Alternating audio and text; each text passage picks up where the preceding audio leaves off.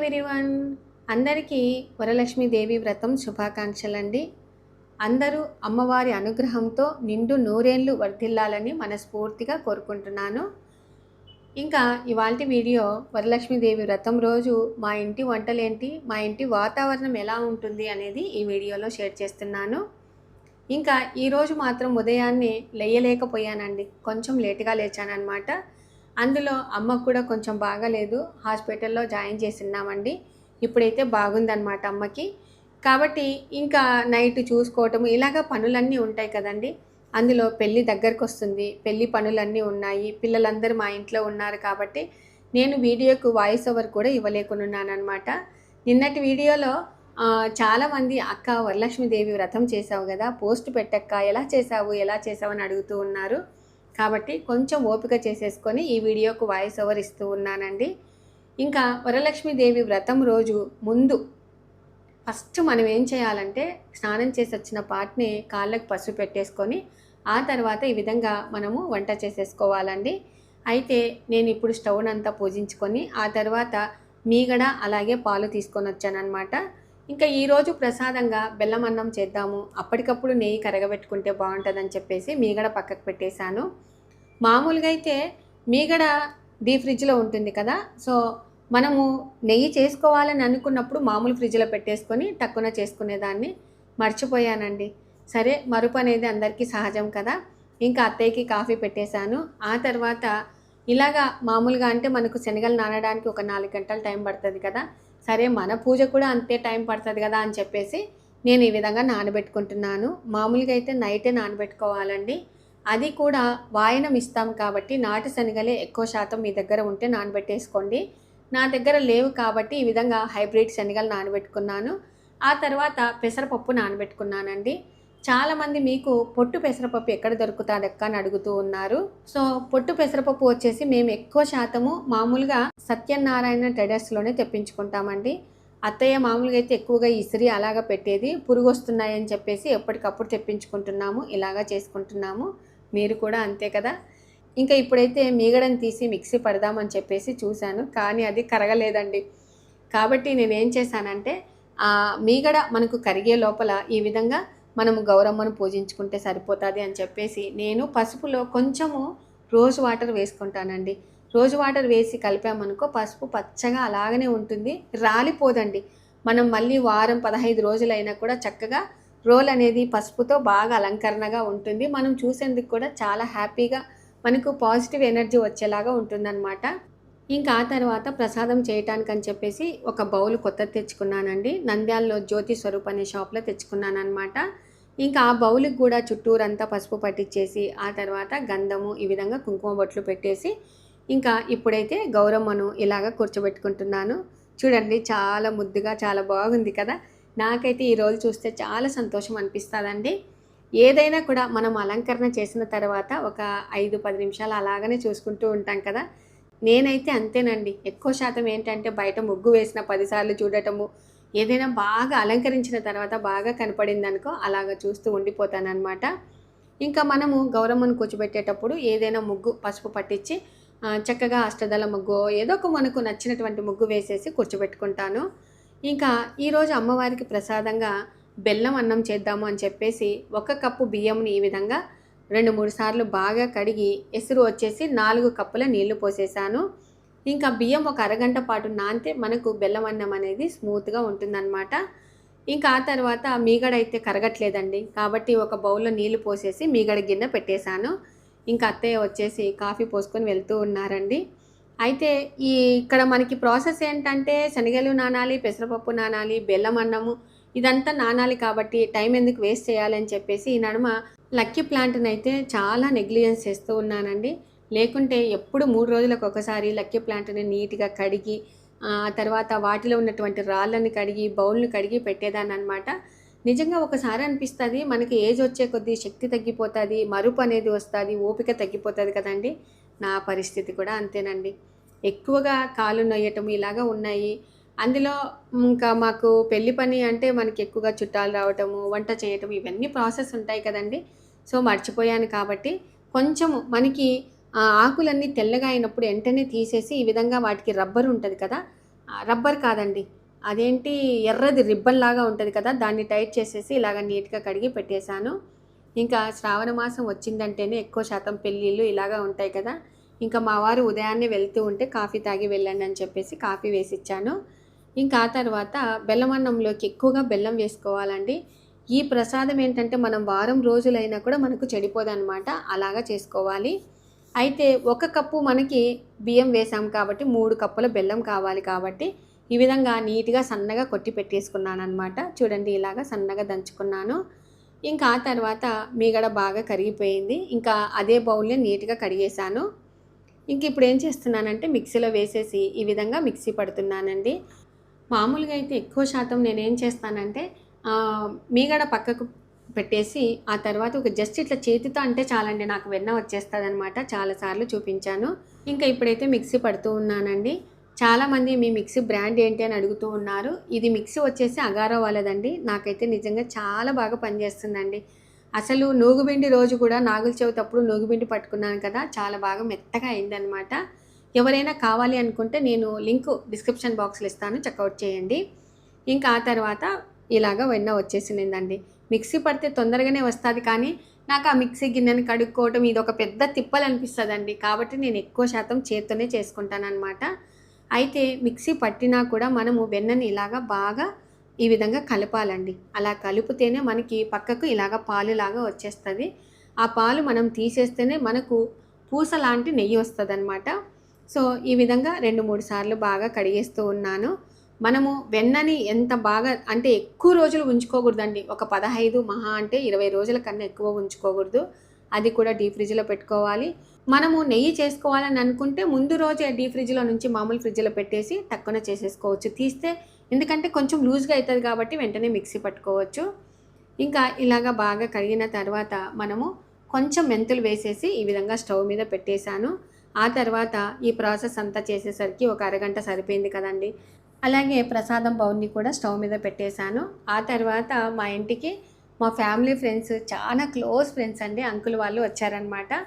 ఇంకా అయితే అత్తయ్య బయట నుంచి అంకుల్‌కి కాఫీ తీసుకొని రా అని చెప్తే ఒకేసారి వేసుకొని తీసుకొని వెళ్తూ ఉన్నాను. అంకుల్ వాళ్ళు మా ఇంట్లో రెంట్‌కు చాలా ఏళ్ళు ఉన్నారండి. చాలా క్లోజ్ ఫ్రెండ్స్. అత్తయ్యని కూడా మర్చిపోకుండా అప్పుడప్పుడు వచ్చి చూసి వెళ్తూ ఉంటారనమాట. ఆంటీ కానీ, అంకుల్ వాళ్ళు కానీ. అయితే అంకుల్ ఏం చేశాడంటే వాళ్ళ కోడలు మామూలుగా షిరిడి సాయిబాబా జీవిత చరిత్ర చదవాలి అని చెప్పేసి అడిగినింది. అయితే అక్క నేను ఎక్కడ తెచ్చుకోవాలి బుక్స్ అని అడిగిందనమాట. సరే అమ్మా మామూలుగా సాంబవరంలో దొరుకుతాయి. అక్కడ దొరకకపోతే నా దగ్గరికి అంకుల్‌ని పంపియ్యి. నా దగ్గర ఒక 4 బుక్కులు ఉన్నాయని చెప్పేసి చెప్పాను. అంకుల్ బుక్ కోసమని వచ్చారండి. అయితే నిజంగా నాకు ఆ రోజు బాబా బుక్కు అంకుల్‌కి ఇయ్యటం అనేది కూడా ఒక సంతోషకరమైన విషయమే అని చెప్పింది. బాబా అప్పుడప్పుడు మనకి గుర్తు చేస్తూ ఉంటారండి.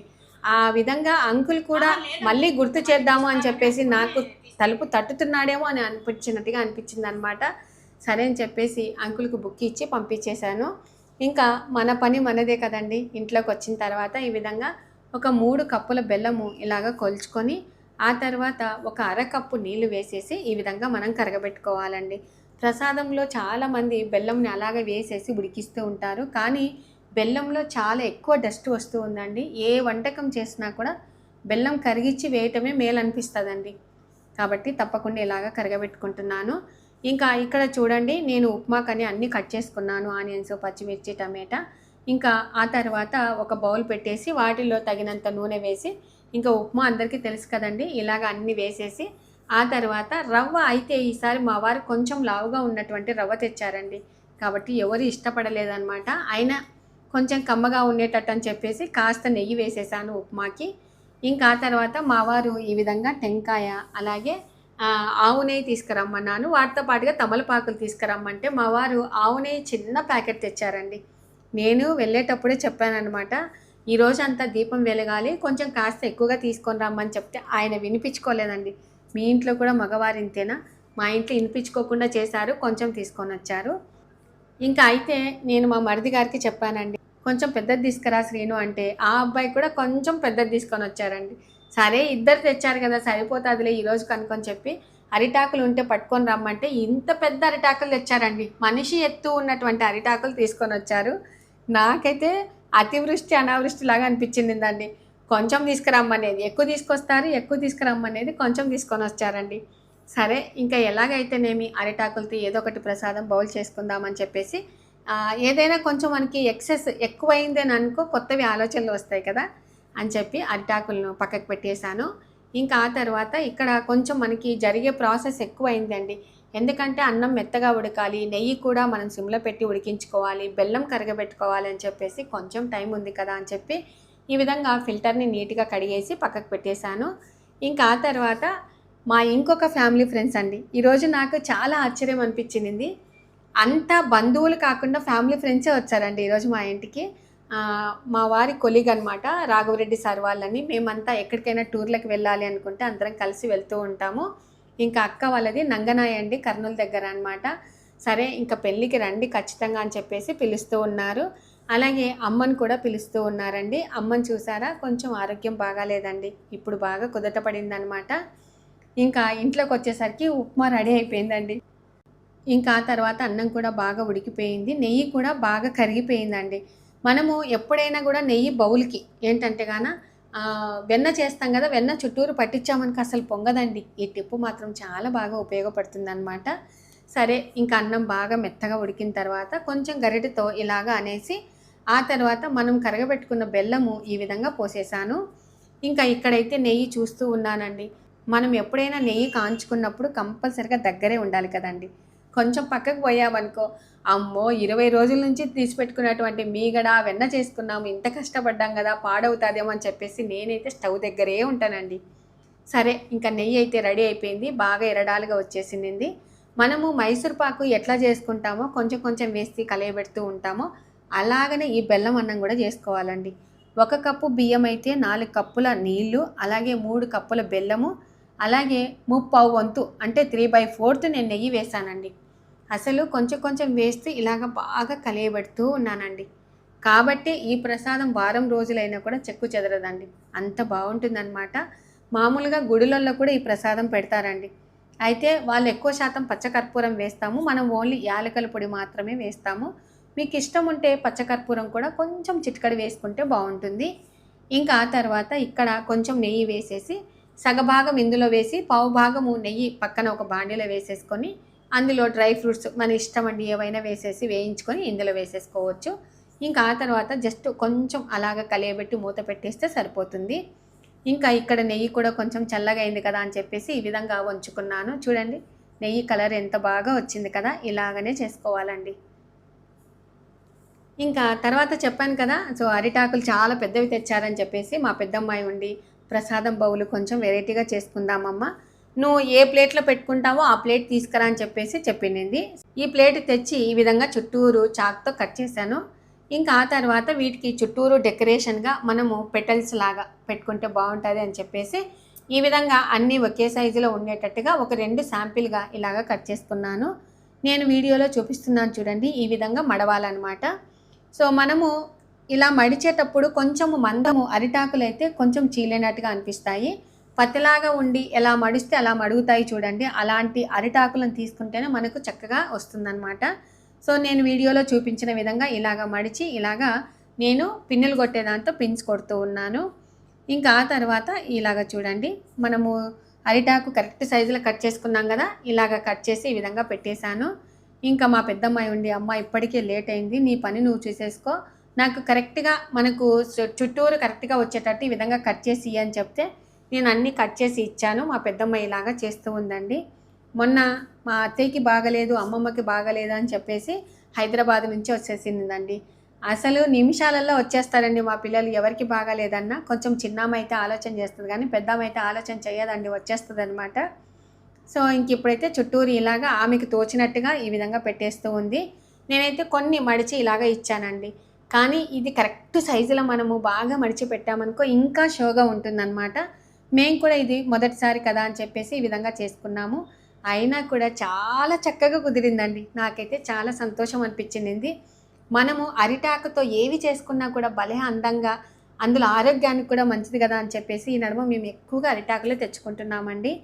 ఇంకా ఇంట్లో మాత్రం అన్నీ ఇలాగా ప్రసాదం అంతా అయిన తర్వాత మనము ఇంట్లో దీపం వెలిగించి ఆ తర్వాత తులసమ్మ దగ్గర ఈ విధంగా ప్రసాదాలన్నీ పెట్టి ఇలాగా పూజ చేసుకున్నాను. ఆ తర్వాత గౌరమ్మ దగ్గర కూడా ఇలాగ పెట్టేసి పూజ చేసుకున్నానండి. చాలామంది అనురాధ స్వరాలు అనే ఛానల్ని చూస్తూ ఉన్నాము. మీ వదిన గారి పాటలు వింటూ ఉన్నాము. చాలా బాగా పాడుతూ ఉన్నారు.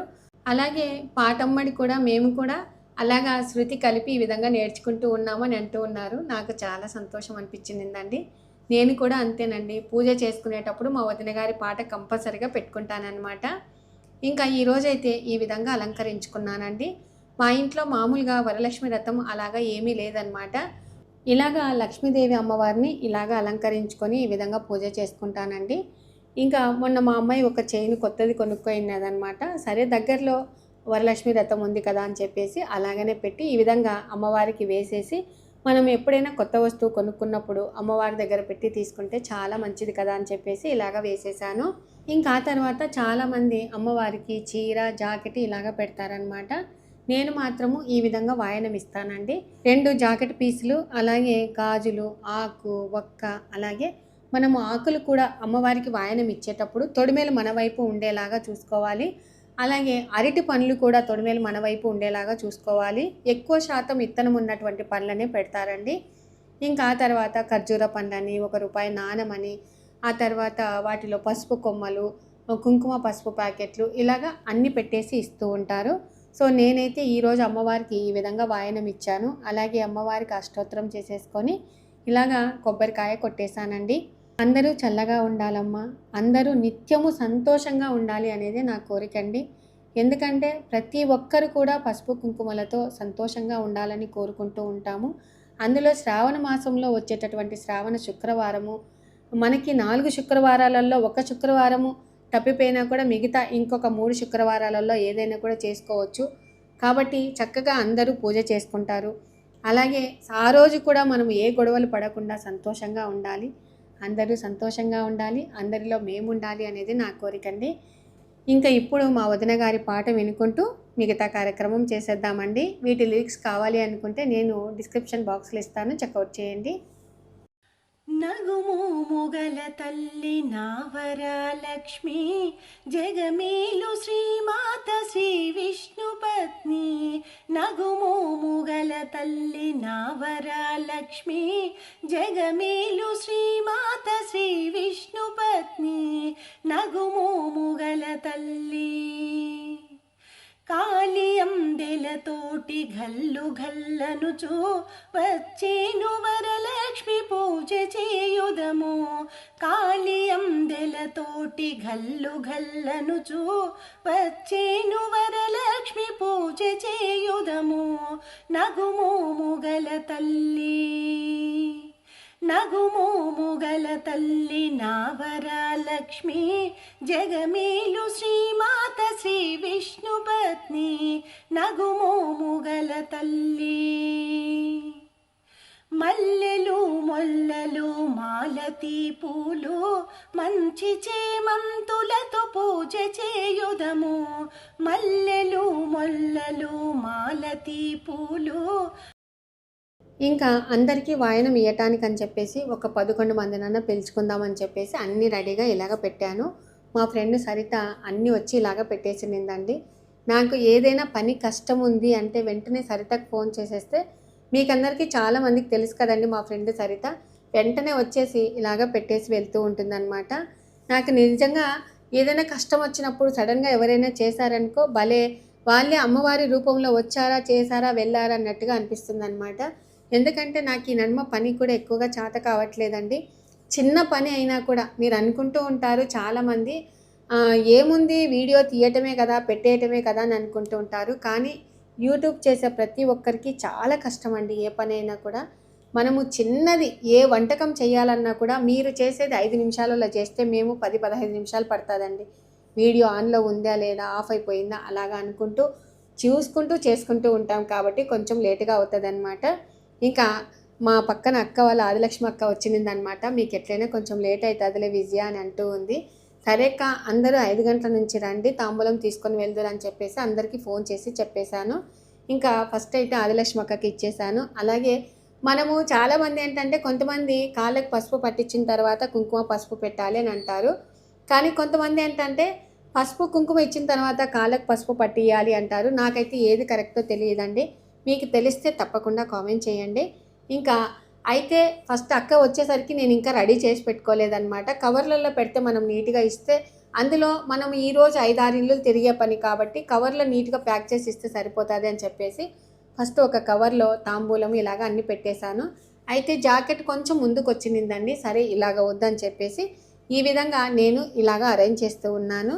మనము జాకెట్ పీస్ని ఈ విధంగా మడత పెట్టేసి ఆ తర్వాత ఈ మిగతా భాగం ఉంది కదా, ఆ భాగంలో ఇలాగా తాంబూలంకి మనకు ఇత్తనం పళ్ళు పెడతాం కాబట్టి చీనా పళ్ళు, యాపిల్ పళ్ళు అలాగ పెట్టేసి ఆ తర్వాత మనం కంపల్సరిగా వాయనంలో శనగలు ఇవ్వాలండి. కాబట్టి నానబెట్టుకున్నటువంటి శనగలు, అలాగే ఆకు, ఒక్క, కుంకుమ, పసుపు, వాటితో పాటుగా పసుపు కొమ్మలు, ₹1 నాణెం, ఖర్జూర పండు ఇలాగ పెట్టి అన్ని విధంగా అరేంజ్ చేసుకున్నాను.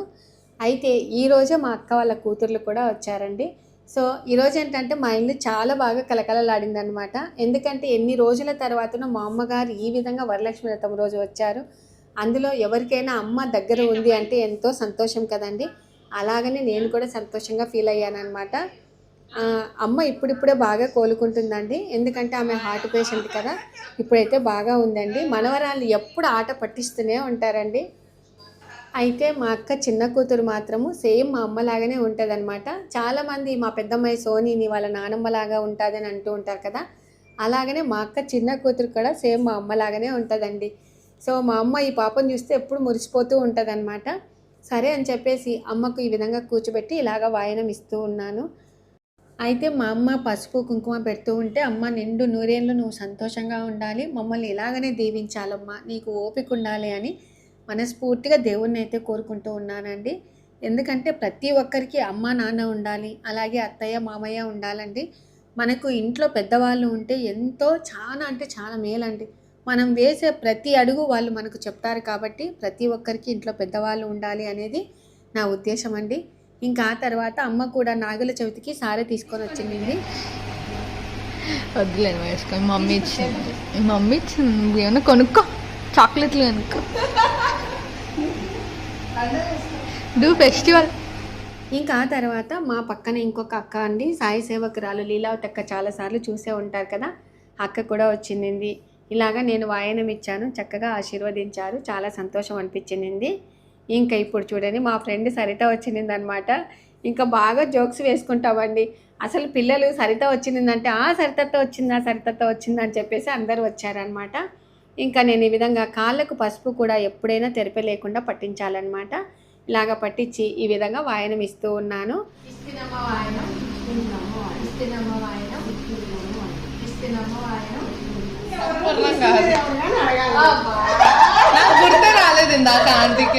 అసలు చాలా బాగా జోక్స్ వేస్తుందండి సరిత. నాకు ఈ సరిత పక్కన ఉంటే ఎంతో బలం అండి.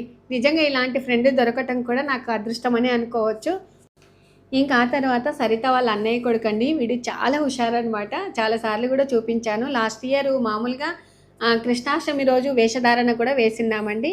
ఇప్పుడు చూడండి ఎంత పెద్దవాడయ్యాడు కదా, హాయ్ అని చెప్తూ ఉన్నాడు. ఇంకా ఆ తర్వాత మా ఫ్రెండ్ వచ్చిందండి తులసి.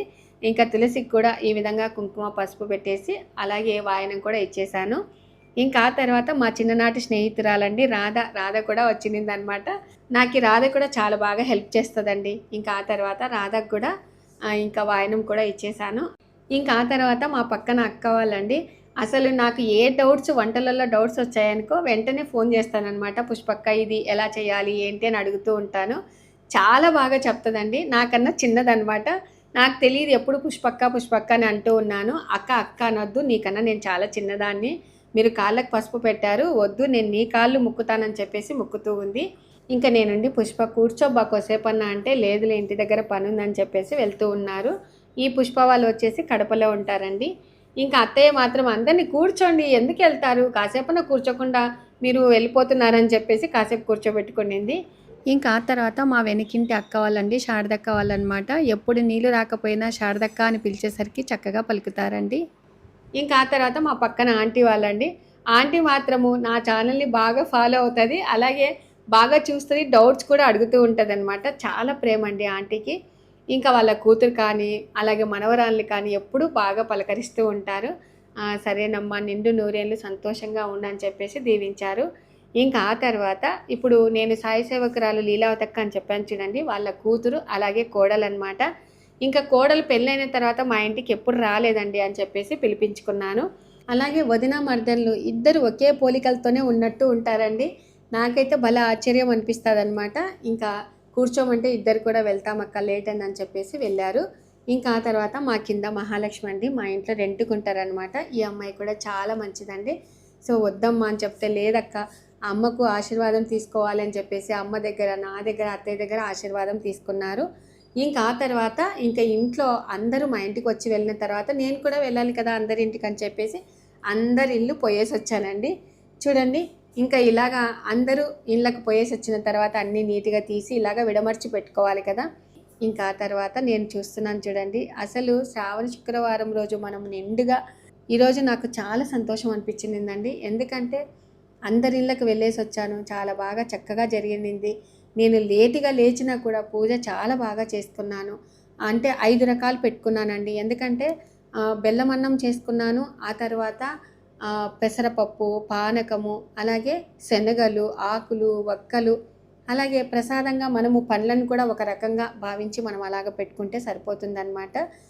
చూసారు కదండి ఇవాళ వీడియో. తప్పకుండా ఇలాగా వరలక్ష్మి వ్రతం రోజు మనము ఎన్ని పనులు ఉన్నా కూడా మనం అమ్మవారికి చేసుకోవాలి, పెట్టాలి అనే మన సంకల్పం ఉందనుకో ఖచ్చితంగా చేసుకుంటాము, అమ్మవారి అనుగ్రహం పొందుతాము. ఇవాళ వీడియో మీకు నచ్చినట్లయితే లైక్ చేయండి, షేర్ చేయండి, సబ్స్క్రైబ్ చేయండి. Thank you for watching. Bye అండి. ఇలాంటి మంచి మంచి వీడియోస్తో మీ ముందుకు వస్తానండి. బాయ్ అండి. మరి ఒకసారి వరలక్ష్మి వ్రతం శుభాకాంక్షలండి.